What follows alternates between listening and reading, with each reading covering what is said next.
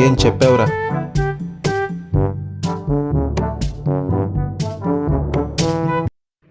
Okay, ఇవాల్టి మన topic attachments అంటే అనుబంధాలు. అటాచ్మెంట్స్ అనగానే గుర్తొచ్చేది హ్యూమన్ రిలేషన్స్. అది ఒక మహాసముద్రం.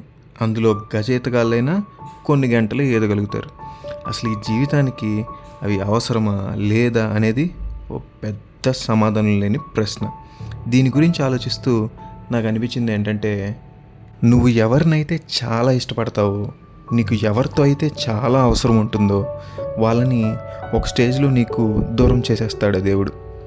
అది నీ మీద కోపంతోనో ద్వేషంతోనో కాదు, వాళ్ళు లేకున్నా నువ్వు బ్రతకగలవు, బ్రతకాలి అని. ఎందుకంటే life is all about you.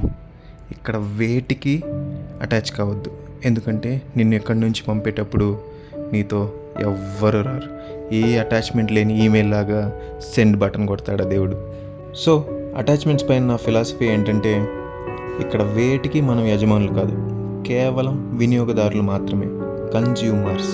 అది వస్తువులైనా మనుషులైనా అత్యాశలు ద్వేషాలు లాంటివి ఏవి లేకుండా అన్ని బంధాలని ప్రేమించాలి, కానీ దేనికి బందీలు కాకూడదు.